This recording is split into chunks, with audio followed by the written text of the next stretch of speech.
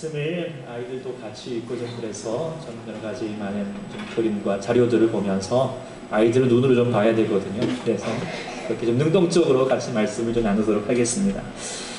며칠 전에 이제 얼마 전에 봤던 좀 재미있는 사진이 하나 있는데요.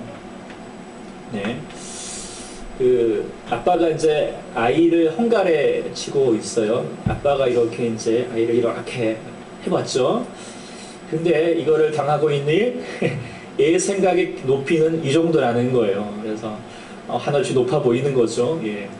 그런데 이걸 보고 있는, 이 모양을 보고 있는 엄마의 마음은 어떨까요? 네. 엄청나게 높은 거죠. 공감이 되시나요? 네.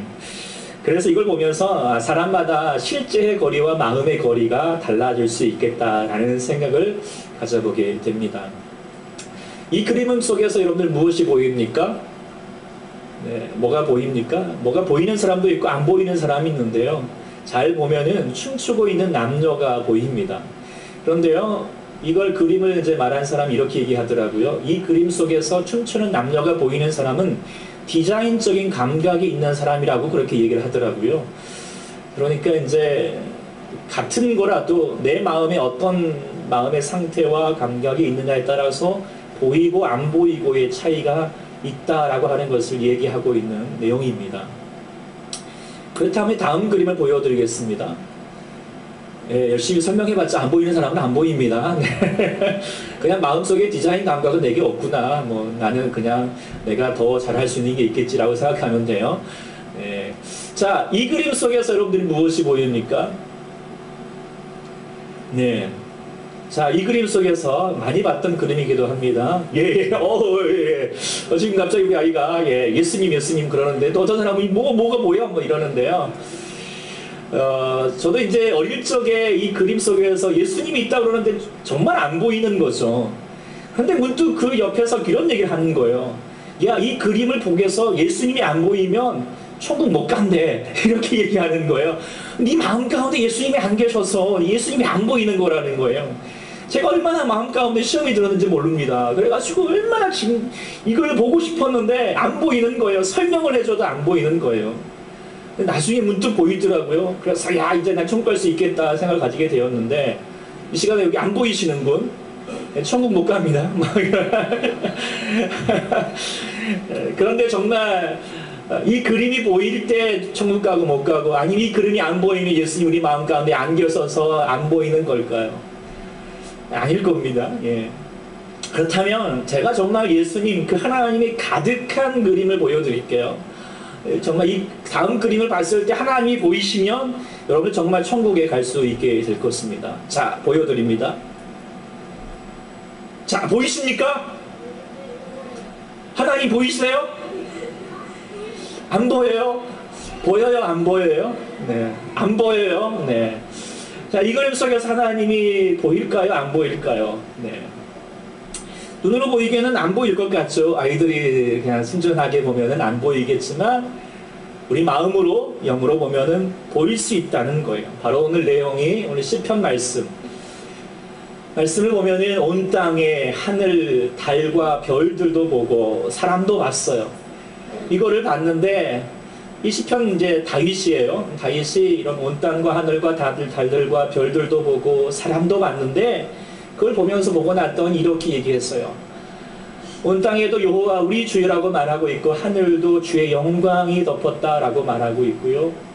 달과 별들도 보니까 주의 손가락으로 지으신 것이고 주님의 것이고 주님의 베풀어 주셨던 것이다 라고 그렇게 노래하고 있고, 사람도 보라 보니까 사람이 무엇이게 주께서 우리를 생각하고 계시는 사람의 인생이라는 것을 노래하고 있습니다. 그래서 자연 만물을 보면서도 뭐가 보이는 거예요? 하나님이 보이는 거예요. 그것이 오늘 시편 8편에서 노래하고 있는 사람의 모습인 것이죠. 우리에게도 그런 눈이 열려지기를 소망합니다. 그런데 때로는 우리가 눈이 닫히면은 우리가 자연 만물을 보면서도 인생을 보면서도 하나님이 없다라고 말할 수밖에 없는 게 참 많은 사람들의 모습인 거예요. 앤서니 플루라고 과거에 이제 유명한 무신론자인 분이 있습니다. 이분이 사실 이제 이분이 썼던 책은 그 무신론의 교과서로 불릴 만큼 참 무신론자였는데, 그가 세상을 뜨기 전에, 죽기 3년 전에 그가 갑자기 책을 발간을 했는데, 책 제목이 존재하신 신이다, 존재하는 신이다 라고 그렇게 되어 있습니다. 즉 신이 있다는 거예요, 없다는 거예요? 존재한다, 있다라고 하는 것을, 그가 지금까지 무신론을 주장했지만 마지막에는 하나님이 계시다라고 그렇게 이야기했어요. 그런데 그가 그렇게 이야기할 수밖에 없었던 이유가 뭐냐면, 이렇게 그런 말을 했습니다. 자연 법칙은 우연으로 보기에는 너무나도 완벽하다라고 하는 거예요. 자기가 아무리 하나님을 반박하고 싶고 없다라고 말하고 싶지만 자연 만물을 보고 나니까 하나님이 안 계시다라고 말할 수 없다라고 하는 것이 그가 내린 결론이라는 것이죠. 그러면서 그가 이제 새롭게 인을 들면서, 그렇구나, 자연 만물의 모든 우주 가운데 하나님이 계시구나라고 결론을 내렸던 사람입니다. 이걸 보면서 어떻게 해요? 그의 인생의 눈이 이제 80년 동안 눈이 안 떠졌다가 이 영안의 눈이 떠졌다라고 볼 수 있겠지요. 그러면서 이제 구상 선생님, 유명한 시인이죠. 그분도 이런 시를 하나 썼는데요. 이제서 나는 눈을 뜬다, 마음의 눈을 뜬다. 달라진 것이라고는 하나도 없는 이제까지 그 모습, 그대로의 만물이 그 실용적 이름에서 벗어나 저마다 총총한 별처럼 빛나서 새롭고 신기하고 오묘하기 그지 없다.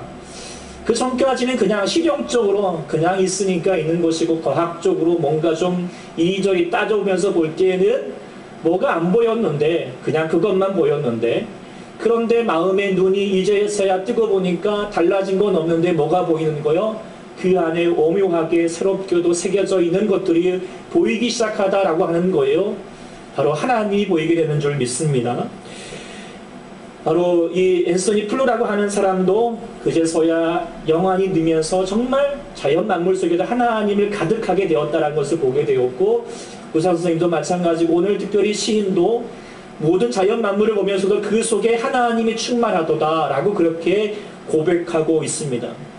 그런데 이 다윗이 중간에 3절에 뭐라고 그랬습니까? 우리가 보니까 우리의 4절에 사람이 무엇이간데, 사람의 인생을 보더라도 그 안에 하나님이 함께 하시고 돌보고 계시다라고 그렇게 이야기하고 있는 거예요.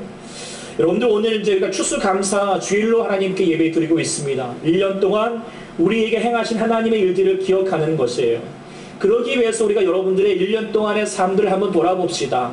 여러 가지 많은 과정들이 있었겠지요. 좋은 일도 있었겠지만 또 그 가운데 어려운 일도 있었는 줄 믿습니다. 그런데 그 가운데 여러분의 인생을 바라보는 발걸음 가운데 여러분들 무엇이 여러분들 생각나시고 그리고 또 그려지십니까? 보이십니까? 메리어 스티븐스라고 하는 분이 이제 모리 위의 발자국이라고 하는 시를 썼는데요. 그 사람이 인생을 돌아보면서 꿈속에서 자기 인생의 꿈을 이렇게 파노라마처럼 이렇게 보게 되었는데, 발자국이 하나씩 새겨져 있는데 자기의 발자국만 있는 것이 아니라 그 옆에 발자국 또 하나가 있더라는 거예요. 그러면서 그 앞에 그 또 하나의 발자국이 무엇일까 몸이 생각해 봤더니 누구의 발자국인 거예요? 하나님의 발자국, 예수님의 발자국이라고 느껴지는 거예요. 감사했죠. 그런데 문득문득 가다가 두 발자국이 같이 갔는데, 두 사람의 발자국 가다가 어느샌가부터 한 발자국밖에 없는 거예요. 그랬더니 근데 그 시기를 좀 살아보니까 가장 힘들고 어려웠던 시절이라는 것이죠. 그래서 하나님께 원망하듯이 얘기했어요. 하나님, 내가 왜 가장 힘들고 어려웠을 때는 정말 왜 하나님 안 계셨습니까? 왜 나를 내버려 두셨습니까? 라고 그렇게 원망하고 갔더니 그때 하나님께서 말씀하셨던 바가 이런 말씀이라는 거예요. 사랑하는 나의 소중하고 소중한 아들아, 나는 너를 사랑한단다. 한 쌍의 발자국만 보이는 것은 내가 너를 업고 걸었기 때문이다 라고 하는 말이거든요. 이게 인생을 돌아볼 수 있고, 인생을 돌아보는 가정 속에서 하나님을 발견한 사람, 하나님을 바라볼 수 있는 사람의 고백일 줄 믿습니다. 또 여러분들의 고백인 줄 믿습니다. 네.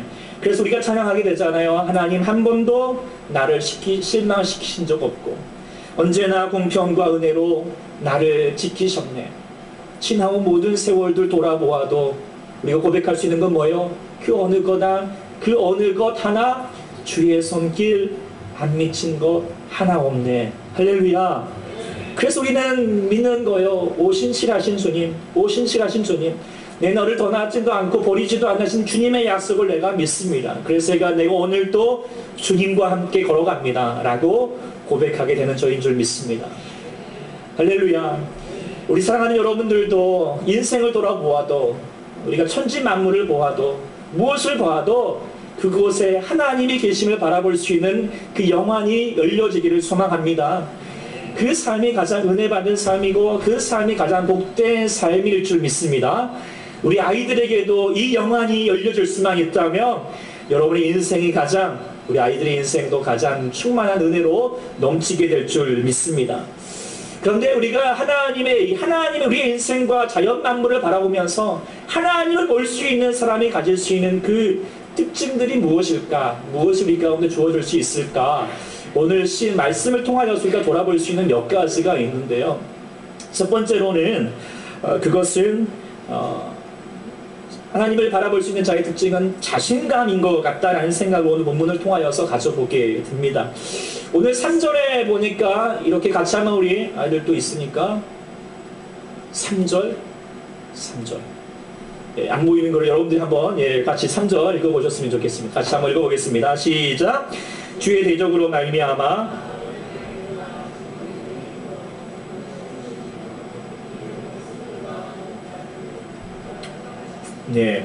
여기 이제 여러 사람들이 등장을 하는데 주의 대적, 어린아이와 젖먹이들, 그리고 그 상대편에 누가 있죠? 원수들과 보복자들이 있습니다. 자, 한번 생각해 보십시오. 어린아이가 그리고 젖먹이들이 있고 이 화가 나가지고 뭔가 내가 갚아주고 말 거야 이러고 막 그 불을 쓰고 있는 그 원수들과 보복자들이 있습니다. 자, 이 둘 사이에서 뭔가 게임을 하게 되거나 뭔가 싸움이 일어나면 어떻게 되겠습니까? 불 보듯이 뻔하겠죠. 네. 그러면 이 아이의 마음은 어떻게 될까요? 그 앞에 서 있으면 얼마나 두렵겠습니까? 그런데 오늘 시인은 얘기하기를 자신이 지금 어린아이와 그 젖먹이들 같지만 결국 돌아보면은 원수들과 보복자들을 잠잠케 할 것이다. 너희 힘만한 못 쓰게 할 거야 라고 그렇게 노래하고 있는 거예요. 이 모습 속에서 어떻게 해요? 이 시인 속에서, 다윗 속에서 얼마나 큰 자신감이 있습니까? 비록 너희들이 나를 해하려고 올지라도 나는 결국 물러서지 않아. 너희 나에게 걸어봤자 나 비록 부족하지만 그래도 나 결코 짓지 않을 거야. 너희는 잠잠하게 될 거야 라고 그렇게 자신감 있게 지금 당당하게 나아가고 있는 모습입니다. 우리가 아이를 낳고 이렇게 있으면 한 아이가 이렇게 성장을 할 때 이 아이에게 계속하여서 계속 엄마가 그리고 부모님이 계속 사랑의 눈길로 보여주고 눈 맞춰주고 내가 울 때 그냥 딱 다가봐줘서 엄마 아빠 여기 있어 라고 그렇게 얘기해주면 이 마음 가운데 내가 부모님이 여기 있으니까 나는 안전하구나 라는 생각을 가지게 된대요. 그러면서 계속 자라가면서 그러면서 자존감이 형성이 되어 가고요. 그러면서 부모가 또 계속 옆에서 이야 막 칭찬해주고 의성을 넣어줘가면서 반응도 해주고 그러면 이 아이가 어떤 게 생기냐면 자신감이 생기는 거예요. 그러면서 이제 자전거를 타더라도 어떻게 혼자 타면 너무 힘들 것 같지만 무서울 것 같지만 뒤에서 잘하고 있어 막 뒤에서 응원을 해주고 그러면 어떻게 해요? 이 아이는 앞으로 나갈 수 있는 거예요. 왜요? 부모가 함께 있기 때문인 거죠. 있다라고 하는 사실을 알게 되면 나갈 수 있게 되는 자신감이 생기는 거죠. 그러지 못하면 아이는요 움츠러들고 자신감이 없어지는 것입니다. 아이의 모습도 마찬가지고 우리 인생의 모든 모습도 마찬가지인 것이죠. 다윗도 생각해 보십시오. 다윗은요 다른 사람에 비해서 그렇게 힘이 세고 장수인 사람이 아닙니다. 그런데 그 사람이 연약한 사람이 어릴 적에 골리앗 앞에 그 무시무시한 사람 앞에 섰습니다. 그런데도요 그 마음 가운데 하나도 움츠러들지 않았어요. 자신감 있게 선포하면서 나아갔어요. 왜요? 그가 힘이 있었어요? 그가 여러 가지 재주가 있었어요? 그게 아니었어요. 무엇을 바라볼 수 있었기 때문에? 하나님을 바라볼 수 있기 때문이죠. 인생 가운데 하나님을 바라볼 수 있기 때문에 비록 나는 어린아이와 같고 젖먹이 같을지라도 너 원수들이 있고 보복자들이 있을지라도 너희 잠잠하게 될 거야. 너희 머리가 무너질 거야. 라고 그렇게 자신감 있게 외쳤던 모습입니다. 사랑하는 여러분들에게도 하나님을 바라볼 수 있는 여러분들, 그렇다면 여러분들의 삶에도 자신감이 넘치게 될 줄 믿습니다. 삶의 여러 가지 많은 역경과 풍랑이 다가온다 할지라도 우리의 마음이 움츠러들지 아니하고 다시 한번 나아가서 주 사랑, 주의 그 은혜 안에 앞에서 내가 잠잠하게 평안하게 나가게 될 것입니다 라고 외치게 되는 여러분 될 줄 믿습니다. 두 번째로 이 시편이 하나님 바라볼 수 있는 자의 특징, 첫 번째 자신감이었고, 두 번째가 무엇이었을까 보면은 두 번째는 사뭇 다른 바 같지만 그러나 같이 일어나는 겸손함이다 라는 생각을 가져보게 됩니다. 오늘 이제 우리가 4절에 같이 말씀을 봤는데 4절에 같이 한번 또 읽어보겠습니다. 시작. 사람이 무엇이기에 주께서 그를 생각하시며 인자가 무엇이기에 주께서 그를 돌보시나이까. 인생의 삶을 이렇게 돌아보면서 이야기하는데 여기서 사람이라고 하는 단어, 인자라는 단어를 썼는데 이 단어를 좀 주목해 볼 필요가 있습니다. 여기서 사람이라는 단어가 뭐냐면 히브리 말로 에노스라는 단어를 썼어요. 이 에노스라는 단어가 어디에 먼저 등장을 하냐면 창세기 4장에 이제 가인과 아담과 하와의 아들들, 가인과 아벨이 다 죽고 서로 싸우면서 또 피난당하고 쫓겨나가고 마지막에 셋이 이렇게 태어났습니다. 그리고 그 셋이 아들을 또 낳게 되었습니다. 그런데 그 아들의 이름을 뭐라고 그랬냐면 에노스라고 이름을 불렀어요. 근데 에노스의 뜻이 뭐냐면 죽을 수밖에 없는, 나약하고 죽을 수밖에 없는 존재다라는 것을 아는 거죠. 그런데 이 성경에 주목할 게 뭐냐면 그리고 나서 뭐라고 되어 있냐면 비로소 하나님의 이름을 불렀더라 라고 그렇게 기록하고 있어요. 왜요? 사람이라는 인생을 돌아보고 나니까 죽을 수밖에 없는 인생이구나, 나약하구나. 그래서 누구의 이름을 불러야 되는 거예요? 하나님의 이름을 불러야 된다는 사실을 깨닫게 되는 거죠. 하나님 없이 살 수 없습니다. 겸손한 마음을 갖게 되는 것이죠. 두 번째로 여기 인자라고 하는 말을 가지고 있는데요. 그 인자라는 단어는 히브리 말로 아담이에요. 여러분 많이 들어봤죠? 이 아담의 뜻이 뭐냐면 흙이다. 흙으로 지음을 받았기 때문에 이 아담이라는 흙이라는 뜻을 가지고 있는데요. 결국 인생이 무엇인가 흙으로 돌아갈 수밖에 없는 그런 부서질 수밖에 없는, 흙은 다 부서지잖아요. 그렇죠? 바람이 불면 부서질 수밖에 없는, 풍랑이 닥치면 부서질 수밖에 없는 인생인 거예요. 그런데 비록 흙으로 지음을 받았을지라도 창세기 2장에 보니까 그 흙으로 지음을 받은 것에 무엇을 불어넣으시면 하나님의 생기를 불어넣으시면 비로소 뭐가 되는 거예요? 생명이 된다, 살아있게 된다라고 하는 거예요. 사람이라는 존재는 비록 내가 그냥 살아가면 어떤 흙덩이 부족하지만 우리가 하나님의 성령님과 하나님의 말씀을 이 가운데 부어지게 되면 어떻게 해요? 그때서 살아있는 존재가 된다라고 하는 사실을 깨닫게 되는 거예요. 그러니까 뭐예요? 하나님 없이는 우리의 인생이 살아갈 수 없다라고 하는 사실, 그것을 깨닫고 어떻게 해요? 하나님 아버지 앞에 겸손할 수밖에 없는 거예요. 시인도 말하는 거죠. 사람이 돌아보니까 죽을 수밖에 없는데 주님께서 우리를 생각해 주셨고 인자 흙밖에 안 되는데 주님께서 우리를 돌보아 주셨다라고 그렇게 겸손하게 하나님께 고백하고 있습니다. 요즘 이제 한간을 떠들썩하게 한 우리나라를 뒤집게 하는 분이 한 분 있죠. 분이라고 말하기도 그렇지만 그래도 일단 귀한 분이라고 생각하니까 이분 있잖아요. 근데 제가 이분을 이렇게 보면서 여러 가지 많은 이제 막 뉴스가 쏟아져 나오는데 뭐 여러 가지 소식들 들으면서 중에 야, 이 사람 정말 참 못된 사람이구나 라는 생각 가졌던 기사는 제가 보면은 뉴스를 보다가 이 기사 때문이에요. 한 번은 이제 이 사람을 찾기 위해서, 백방으로 찾기 위해서 막 수소문을 했죠. 독일을 갔다가 뭐 대를 갔다가 덴마크라고 하는 곳에 갔는데 막 사람을 쫓아다녔는데 뭐 이 한 사람 찾는 게 쉽지 않잖아요. 그런데 어떤 식당에 갔는데 이 사람 아냐 그러니까 갑자기 그 기사 그 웨이터가 말하기를 이 사람 안다는 거예요. 근데 한 달 전에 왔다가 갔는데 뭐 얼마나 많은 사람이 왔다 갔겠습니까? 그런데도 불구하고 이 사람이 이 최순실 씨를 기억하는 게 뭐냐면 밑에 이렇게 나와요.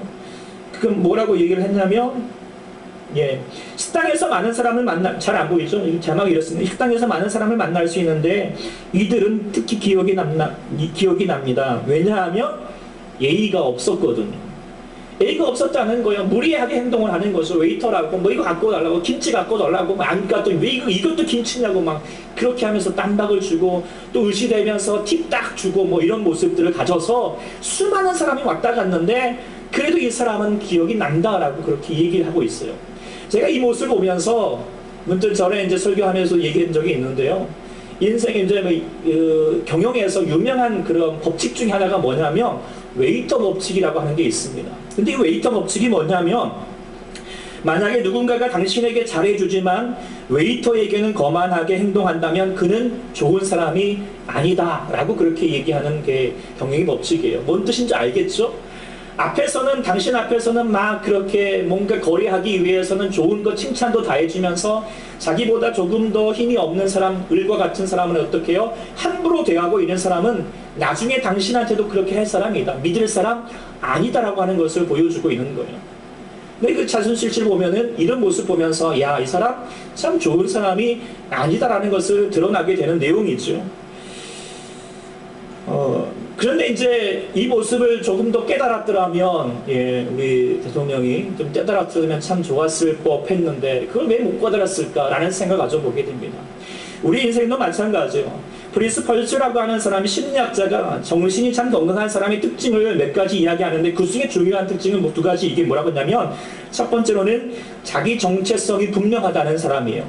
그러면서 자기를 바로 알고 자기의 속사람의 평가 앞에서 정직하게 마주 설 수 있는 사람, 그러면서 자기의 허물과 죄와 위선과 실수가 보일 것이고 절대로 분수를 넘어서 우쭐대지 않는 사람이라는 거죠. 자기를 바라볼 수 있는 사람이에요. 두 번째, 건강한 사람은 자기 언행에 자기가 책임을 진다는 사람이에요. 그러나 그러지 못한 사람은 번번이 책임을 남에게 전가한다. 우리나라를 뒤흔들고 있는 두 분의 여인들께서 이 건강한 모습을 알았더라면 참 좋을 것인데, 근데 아마도 혼이 비경상이어서 이렇게 잘 되지 못한 것 같다는 생각을 가져서 씁쓸한 마음이지만, 우리 사랑하는 여러분들은 하나님의 마음 가운데, 주님, 여러분 마음 가운데 하나님이 하나님의 말씀과 은혜를 주셔서 진정한 자신의 삶이 무엇인지, 자기의 인생이 무엇인지 또 깨달을 수 있어서 늘 항상 하나님과 사람들 앞에서 겸손할 수 있는 사람이 될 수 있기를 간절히 축원합니다. 아멘. 세 번째로 보게 되면 이 사람이 하나님을 바라볼 수 있게 될 때, 인생과 또 우주 만물을 보면서도 하나님을 바라볼 수 있게 되었을 때 가졌던 것은 무엇일까? 그것은 바로 감사와 찬양이라는 것을 우리는 보게 됩니다. 시편 기자가 계속 오늘 시의 내용은 뭐냐면 바로 하나님을 향하는 찬양이었습니다. 그런데 그것이 그냥 왜 내 인생 이겁니까? 라고 하는 것이 아니라 여호와 우리 주여, 주의 이름이 온 땅에 어찌 그리 아름다운지요. 감사하다는 것이죠. 고맙다라고 하는 표현인 줄 믿습니다. 사람이 참 마음이, 아까 건강하다는 얘기를 들었는데, 마음이 건강한 사람의 특징이 뭐냐면 무언가를 보고 나서 어떻게 해요? 좋은 게 있으면 어떻게 해요? 경탄할 수 있는 사람인 거죠. 그런데요, 놀랄 줄 모르는 사람은 마음이 타락한 사람의 특징이에요. 그렇죠? 뭔가 있어도 심드렁하고, 그래서 그냥 시큰둥하고 있고, 마음이 굳어져 있는 거고, 그 영혼의 샘물이 말라 있으면 이렇게 되는 것이죠. 비껴져 가고 있는 가을빛을 보면서도 어떤 감동도 없고요. 날씨를 마음에 메마른 사람들 두 가지로 얘기하죠. 뭐라고 얘기할까요? 뭐라고 얘기해요? 날씨를 첫 번째는 춥다, 그리고 덥다. 이것보다 더 타락한 사람 어떻게 얘기합니까?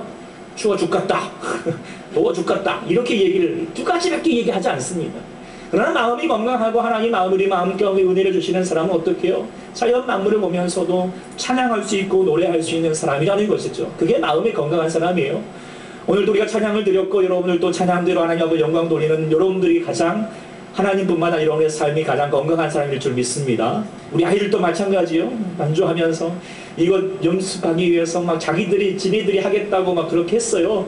그래서 곡도 자기들 고르고, 맞잖아요. 네, 곡은 자기 골랐잖아요. 네, 어떻게 할 것인가 해서 하는 모습이, 이 아이들 얼마나 건강하니까, 그쵸? 건강해서 잘하게 될 줄 믿습니다.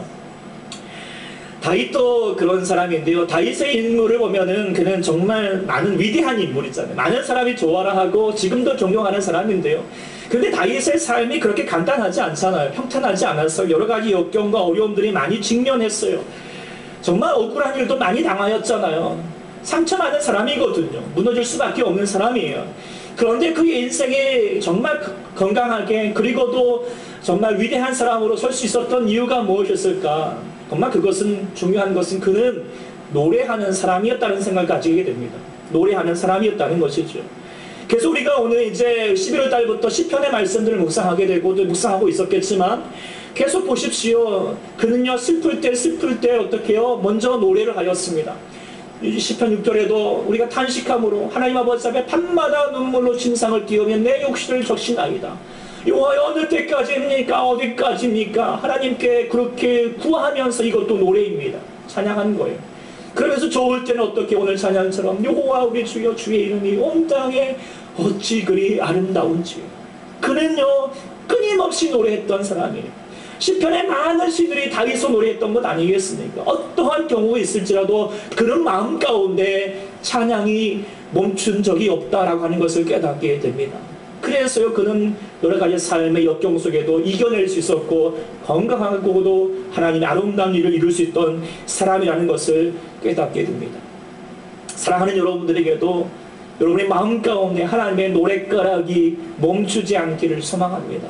다른 만물을 보면서 여러분 인생을 보면서도 여러분을 바라보시면서 그저 그냥 한마디 그냥 조용하게 멈춰버리는 것이 아니라 오늘 추수감사 드리는 우리 마음 가운데에도 하나님을 향하여서 내 마음 가운데 멈추지 않는 노래가 나올 수 있기를 소망합니다.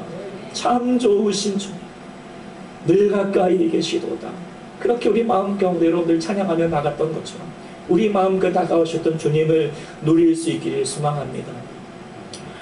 이 찬양을 우리가 이제 이 시편을 이렇게 묵상하면서 가장 떠올리게 되는 찬양이 어떤 찬양이세요? 바로 여호와 우리 주여는 이제 복음성가고 보통 많이 아시는데 주 하나님 지으신 모든 세계 이 찬양 아닐까라는 생각을 가지게 돼요. 저도 이 찬양을 떠올랐어요. 그런데 이 찬양을 떠올리다가 문득 예전에 봤던 한 분의 노래가 생각이 나는 거예요. 그분이 누구냐면 이제 그 배재철 테너 가수인데요. 이분이 이제 이분의 삶을 예전에 영화로 만든 게 있어요. 또 테너 리리코 스핀돈이 러시아 말에서 무슨 뜻인지 모르겠지만 어쨌든 여기 나오는 인물만 기억나요. 누군 것 같아요, 아이들? 여기 등장인물이 누구예요? 유지태. 성악가, 그렇군요. 순수하군요. 네. 이 유지태가 나와가지고 영화를 했는데 조금은 많이 이렇게 봐주진 않았지만 어쨌든 이 사람의 인생을 이제 얘기한 노래한 이야기인데요. 그런데 이분이 여러 가지 이야기를 가지고 있는 제가 영상을 좀 보여드리고자 합니다. 네, 한 5분 정도. 네. 잠시 한번 감상해 보십시오.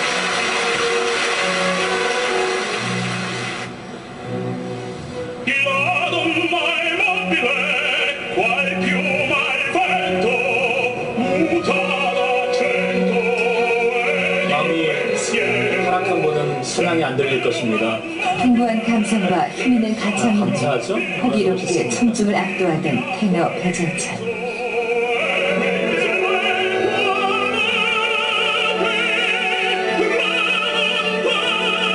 국제적인 명성을 쌓아나가던 그는 2002년 고향 무대에도 선다. 세계 최정상급 테너만이 소화해낼 수 있는 고음의 선율을 편안히 불러내면서 청중을 매료시켰다.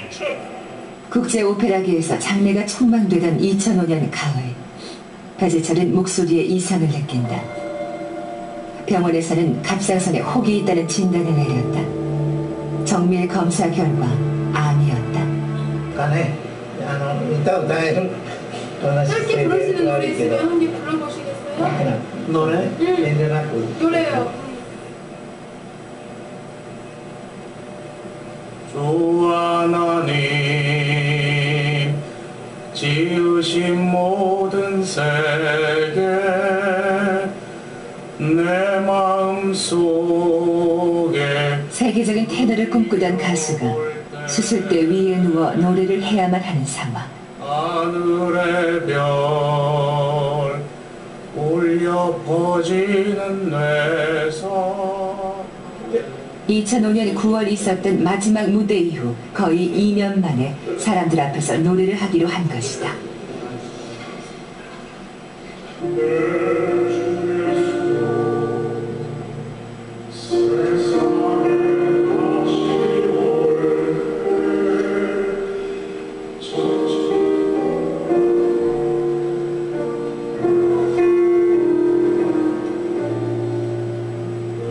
만감이 교차하면서 노래를 잊지 못한다.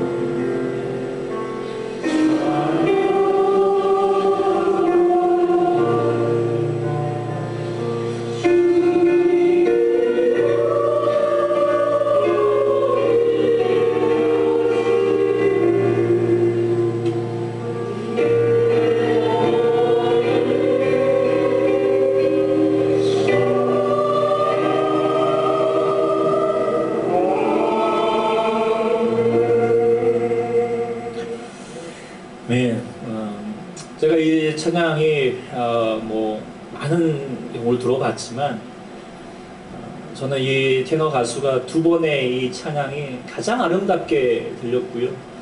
제가 확실하건대 하나님께서 가장 아름답게 들으셨을 거라고 생각하게 됩니다. 가장 힘든 그 순간에 먼저 찬양하였던 것은 주 하나님 지으신 모든 생, 주님의 높고 위대하심이었고요. 나오지 못하는 목소리이지만 그래도 불구하고 그 대중들 앞에서 그 수많은 사람 노래했던 사람이 조그만한 교회 앞에서 하나님 아버지 앞에 드리고 있는 고백 속에 하나님께서 영광 받으실 줄 믿습니다. 그리고 하나님께서 그를 더 고쳐주셔서 이제는 더 귀한 사역들을 해가고 있고 지금도 이제 테너 가수로서 아직도 많은 사람들이 감동을 주고 있는데 특별히 하나님의 일들을 많이 사역하고 있습니다. 이번에 현재 낳고 이제 얼마 되지 않으면서 오늘이 교회에서 사역하는 러브 소나타라고 하는 일본 성도를 하고 있는 수많은 사람들이 이제 이렇게 앞에서 이렇게 집회를 하는데 이분이 초청이 되었어요. 찬송가장을 불러달라는 거예요. 근데 그분이 부르기 전에 한 석 달 이상을 연습, 한 곡을 부르기 위해서 연습, 테너 가수가 정말 연습을 하였고 그래도 불구하고 마음 가운데 긴장이 되고 떨렸다는 거예요. 그런데 그가 이런 얘기를 했어요. 마지막 순간에 하나님께 기도하면서 이렇게 기도를 했대요. 이 무대였는데 이러면서 마음 가운데 이렇게 마음으로 하나님께 고백했대요. 뭐라고 얘기했냐면 하나님만 들으세요. 하나님만 들으세요. 무슨 내용일까요? 나는 지금 이 찬양을 사람들 앞에서 하는 것 아니에요. 누구한테 하는 거예요? 하나님께 하는 거예요. 내 삶이 지금 여러 가지 삶에 돌아보아도 참 사람이 보기에는 딱하다라고 말할 수 있겠고 참 안됐다라고 말할 수 있겠지만 그러나 나는 이제 고백할 수 있어요. 그러나 내 인생을 하나님은 위대하셨습니다. 함께 하셨습니다. 그래서 주님의 높고 위대하심 내가 하나님께 노래하는 거라고 그렇게 고백하면서 찬양하게 되었고 수많은 사람들에게 감동을 더 이전보다도 끼치는 사람이 되었다는 거예요. 오늘 우리는 지금 추수감사 주일로 지키고 있습니다. 깊어져 가는 가을의 풍경을 보면서 여러분들 무엇을 볼 수 있습니까? 요즘 대한민국이 여러 가지 많은 한탄과 한숨과 혼란 가운데 있지만 우리는 누구를 바라봐야 할까요? 여러분들 인생을 돌아보아도 아니 2016년의 한 해를 돌아보아도 여러분들 무엇을 볼 수 있습니까? 누구를 만날 수 있었습니까? 나의 인생 발걸음에 홀로 있지 않게 하시고 늘 함께 해주셨던 주님, 주님의 손길 안 미친 거 하나 없다라고 고백할 수 있는 저와 여러분들 아니십니까? 아멘. 그렇다면 우리 시간을 찬양하였으면 좋겠습니다. 이분이 부렸던 찬양처럼 내 인생 가운데 우리 모든 유주 가운데 우리 주님은 충만하십니다. 그러면서 이 시간을 찬양할 때요 이분의 고백처럼 하나님 앞에 하나님만 들으세요. 하나님만 들으세요. 하나님께 영광을 돌려드리는 이 찬양을 하나님 아버지 앞에만 드리는 거예요. 아시겠죠? 그러면서 주님 아버지 앞에 영광을 돌리는 이 추수감사주일 하나님 아버지 앞에 찬양을 드린 여러분들 통하여서 하나님 은혜가 넘치게 될 줄 믿습니다.